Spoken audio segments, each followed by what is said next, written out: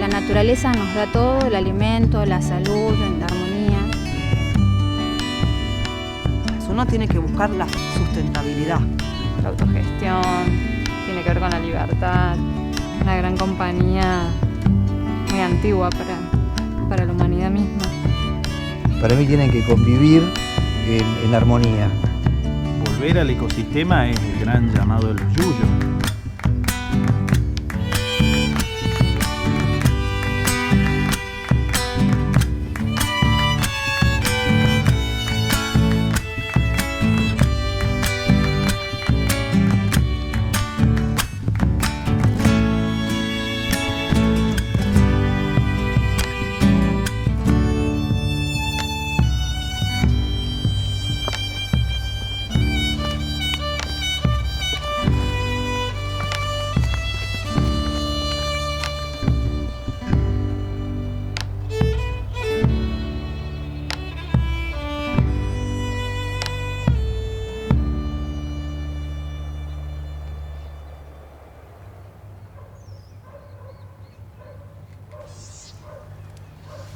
Mi conexión con las plantas viene, creo yo, desde el silencio. Yo soy una persona bastante silenciosa en mi vida personal íntima, digamos, y logro con las plantas como esa conexión desde la observación y el no hablar. Me llamo Cecilia Aigner y trabajo con plantas nativas.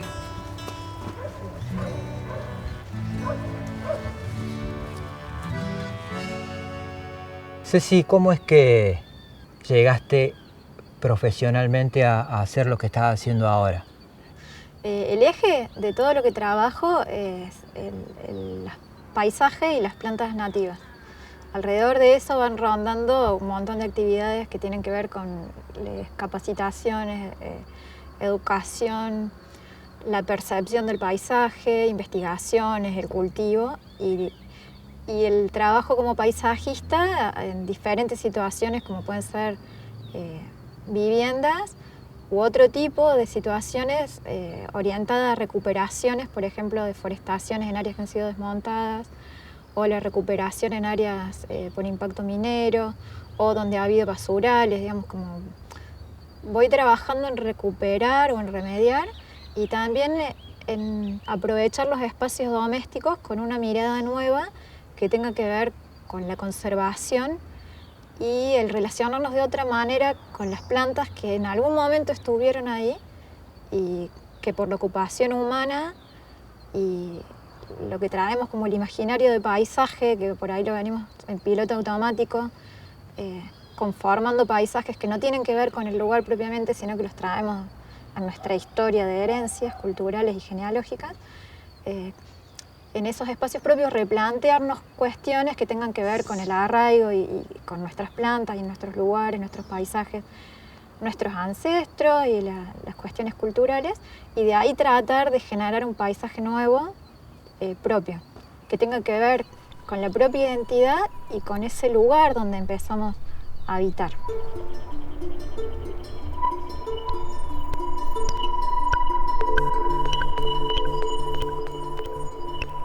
¿En qué momento te parece que se ha perdido esa referencia de nuestro paisaje, nuestra tierra? Y eso viene siendo durante muchos siglos, digamos que sobre todo con las corrientes de inmigración, se dice que la gente trae su paisaje en la valija o en lo que eran los baúles, y empiezan esas transformaciones y se van heredando. Entonces hay muchas veces, yo me he dedicado en el último tiempo a trabajar mucho los imaginarios de paisaje y de alguna manera es como diseñar paisaje no en el territorio propiamente, sino en la cabeza, porque eso es lo que antecede lo que ejecutamos después en el territorio, y tratar de hacer consciente desde qué imaginarios de paisaje estamos operando, qué cosas nos sensibilizan y cuáles rechazamos, tiene que ver con esos imaginarios y muchas veces son heredados, porque muchos de nosotros somos descendientes de los que venían en los barcos. Lo hacemos inconscientemente. Y lo hacemos inconscientemente, entonces empezamos a trabajar ahí con un sistema de operación que va yendo. Entonces vamos seleccionando y generando paisaje sin detenernos a pensar el impacto que tiene eso, hasta dónde ocupamos como humanos, como sociedad, y lo voy poniendo en práctica yo todas esas reflexiones en mi propio espacio, que es un espacio familiar, con lo cual también a nivel de familia nos implican unos reposicionamientos, discusiones y reflexiones. Porque para mí el espacio que uno habita también es como el espejo de lo que pensás. En la parte de afuera de la casa lo que había era un lote desmontado, con espinillos muy chiquititos y un talita que lo logramos rescatar. Y lo loco es que en esa cuestión de venirse al campo para estar en un lugar más silvestre, lo que empezó fue un proceso de domesticación del espacio, y a medida que iba pasando el tiempo y que se iba haciendo un uso del jardín con técnicas tradicionales, digamos, de corte del pasto y de buscar el ajardinamiento de plantas ornamentales, era cuestión como de un diseño, esto que traemos en la cabeza, ¿no?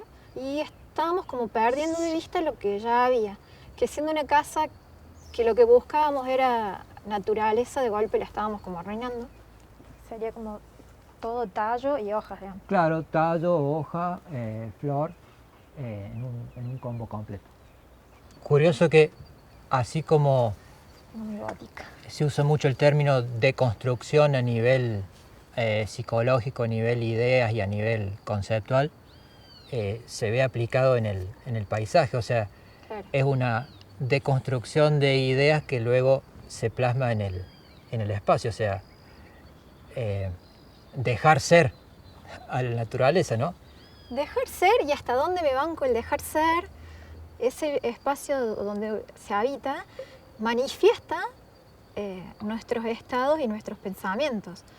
Los jardines que son súper ordenados, estructurados y que no dejamos que crezca ninguna planta fuera de donde hemos pensado que por el diseño debe ir, son como las pautas del orden, y tienen que ver también con una cuestión idílica de no dejar que el tiempo pase, porque eso lleva a la muerte. Entonces, frenar el caos con el corte de césped, el desmalezado, etc., es la forma de mantenernos a salvo de morir.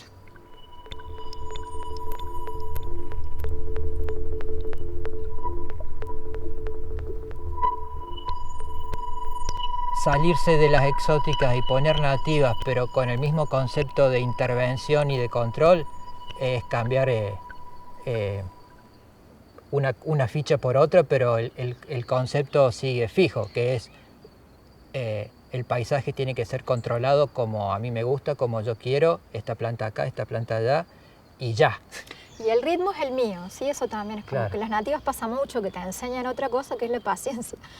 Porque en la estrategia de vida de la mayoría de nuestras plantas, sobre todo las leañosas, la inversión de supervivencia está hacia abajo, en el mundo que nosotros no vemos, que es lo que pasa bajo tierra. Entonces, primero invierten en raíces y después brotan, cuando eso ya está asegurado.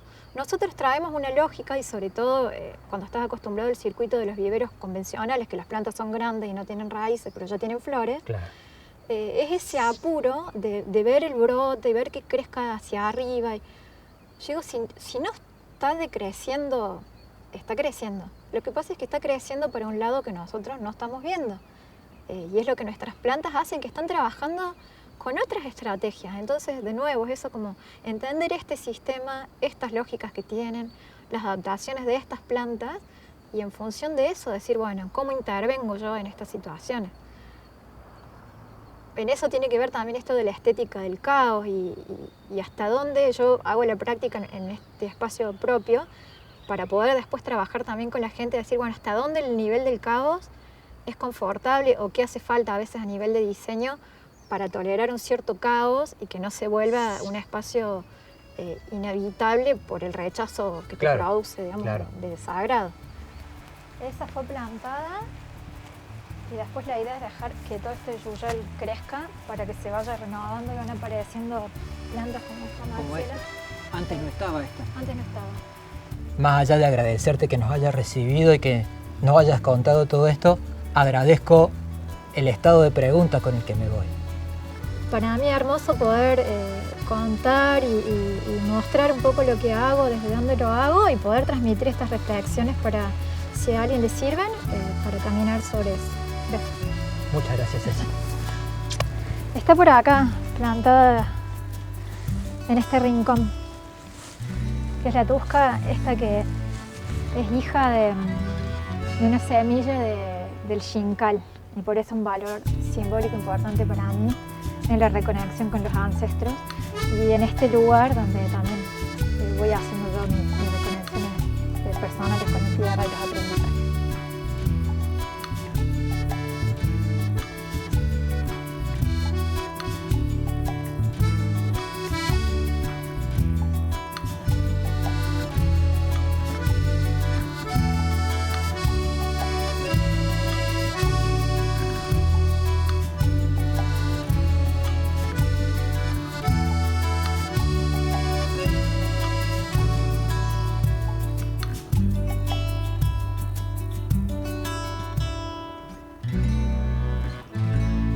La propuesta de ir al encuentro de las plantas y de la medicina de las plantas es una propuesta para mantenerse en salud.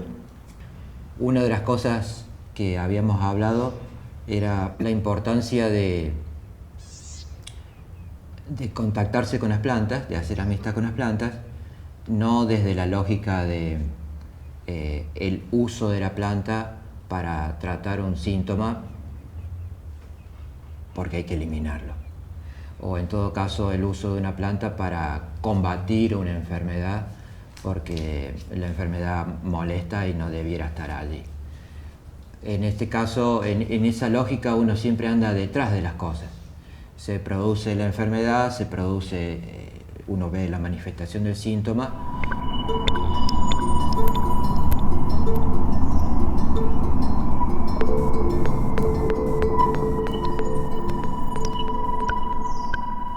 Quizás desde el criterio más natural preferimos usar plantas y no medicamentos, pero finalmente la lógica termina siendo la misma. En vez de usar una pastilla usamos un yuyo y no nos afinamos con la otra propuesta, que es la que quisiera yo traerles, que es hacer amistad con las plantas para prevenir, para estar afinados en la salud. Y en esa lógica habíamos arrancado con un procedimiento de encuentro con las plantas para hacer una limpieza de filtros.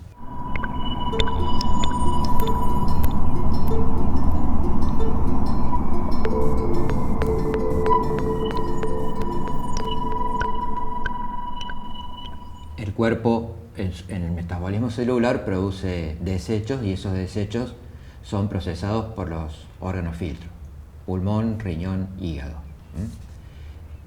Vimos ya bastante acerca del hígado y hoy la propuesta es hacer un poco de foco en la función del riñón y qué plantas podrían ayudar para hacer limpieza a nivel renal. Pero, curiosamente, así como cuando veíamos plantas hepáticas vimos varias que también tienen acción renal, hoy vamos a ver algunas plantas que tradicionalmente distintas culturas han usado para limpiar el riñón, pero que a su vez también tiene función hepática. Arrancando con el diente de león, va a ser la propuesta de ir al encuentro de esta planta.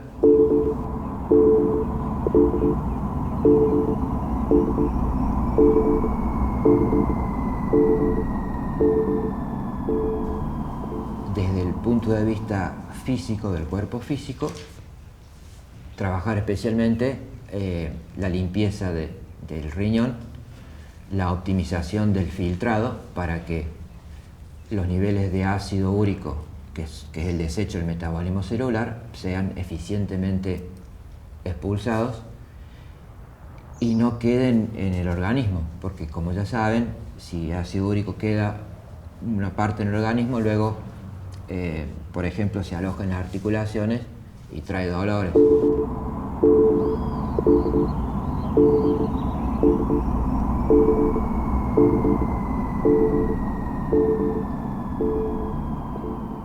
Cuando uno estudia el diente de león dice Regula los niveles de ácido úrico. ¿Por qué? Porque trabaja sobre los riñones. Y ustedes saben que también el riñón regula la presión arterial. Entonces, cuando vemos estas plantas, son plantas que regulan la tensión arterial. Al ser diuréticos y al trabajar específicamente sobre el riñón, a su vez van a regular la tensión arterial.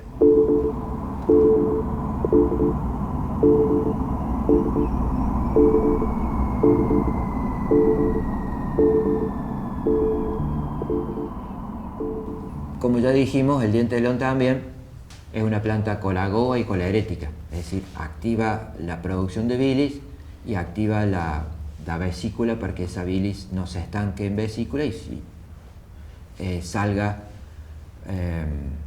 al momento que es necesario. Por tanto, al ser colerético y al trabajar sobre la función renal, impiden la formación de cálculos en vesícula y en riñones. O sea, técnicamente, en el caso de los riñones, por ejemplo, es una planta indicada cuando hay litiasis renal, es decir, piedritas en los riñones. Y trabaja muy eficientemente disolviendo las piedras en el riñón. Y esa es una de las virtudes quizá más destacadas o más conocidas del diente de león. Y el otro punto interesante a tener en cuenta es cuando hablamos del miedo, para la medicina china está en correlato con los riñones. Así que las plantas que vamos a ver ahora no solamente van a limpiar la función renal, sino nos van a afinar en la posibilidad de ver interiormente cómo se desatan los mecanismos del miedo y cómo nos paralizan, cómo nos tensionamos inconscientemente, cómo se desatan mecanismos en el cuerpo, a veces sudor en las manos, a veces palpitaciones, a veces taquicardia, a veces estrés sostenido.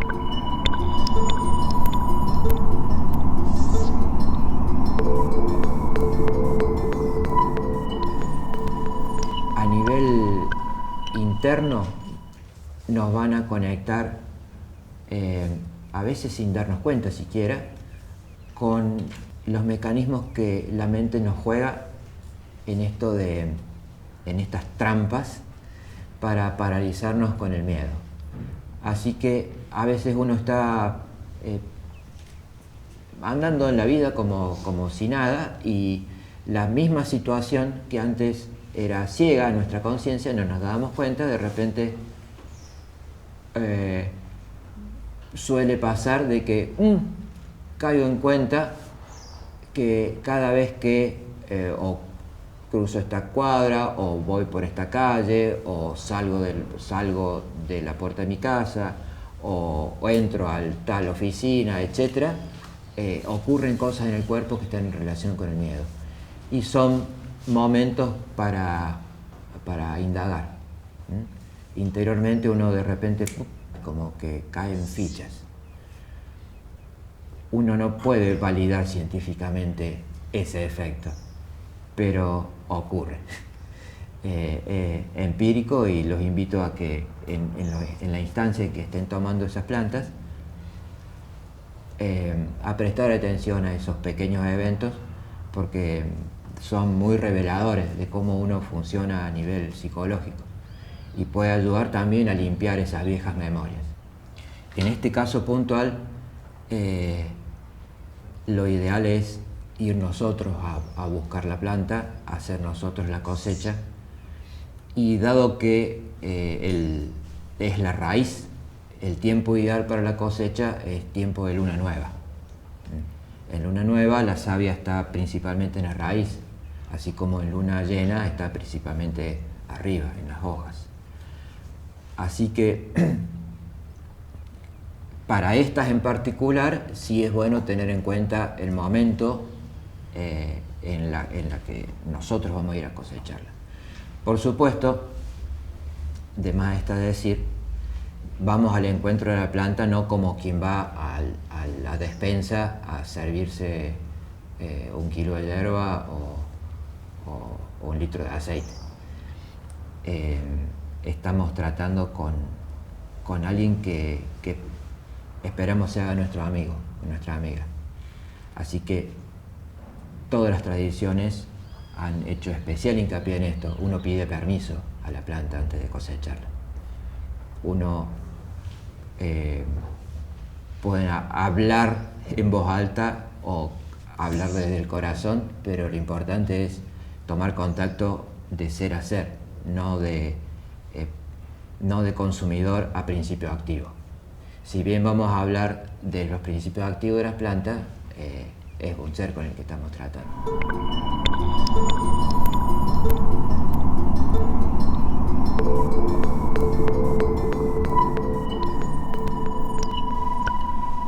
El uso tradicional en ese caso, como en muchos pueblos tradicionales, no era hacer infusiones o decocciones, sino hacer lo que se llama agua de uso. Es decir, trozaban la raíz, la ponían en agua y la dejaban estacionar unas horas, luego se iban tomando el agua. Como quien se toma un refresco, iban tomando el agua. Nosotros podríamos hacerlo al uso tradicional, pero también podemos hacerlo, como lo vamos a hacer hoy, haciendo una tintura.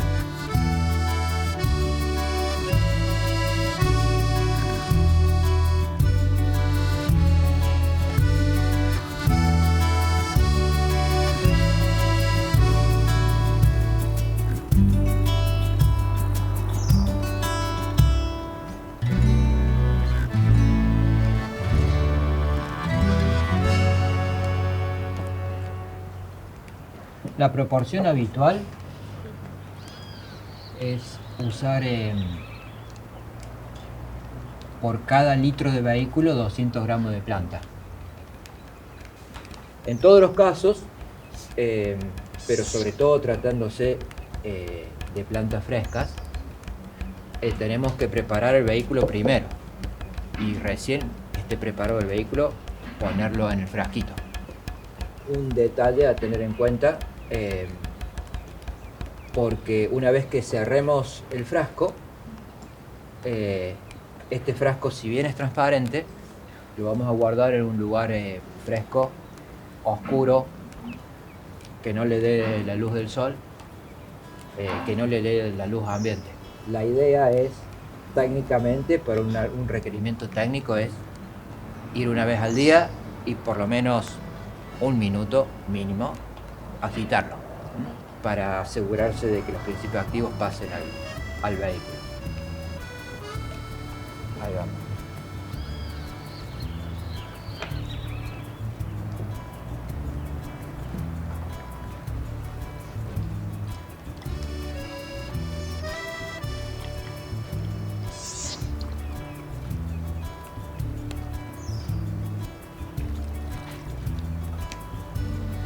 ¿Me quiere ayudar así vamos con esa? Un mes y luego se hace el colado y el filtrado y se guarda en frasco ámbar en un lugar oscuro y fresco.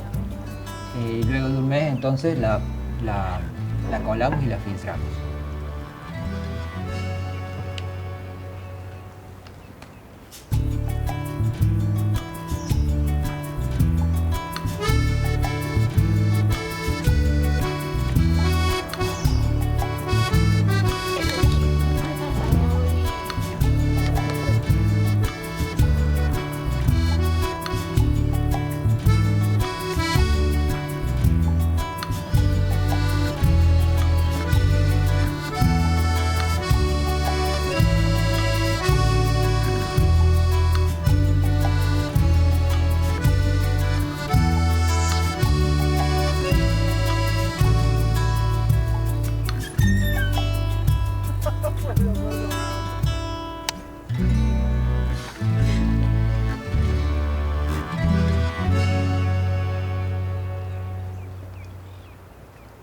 Este proyecto ha sido ganador del Fondo de Fomento Concursable para Medios de Comunicación Audiovisual, un mecanismo de fortalecimiento de la pluralidad de voces y subsidiado por el Ente Nacional de Comunicaciones, bajo la licencia del Creative Commons Atribución Compartir Igualdad 2.5 Argentina.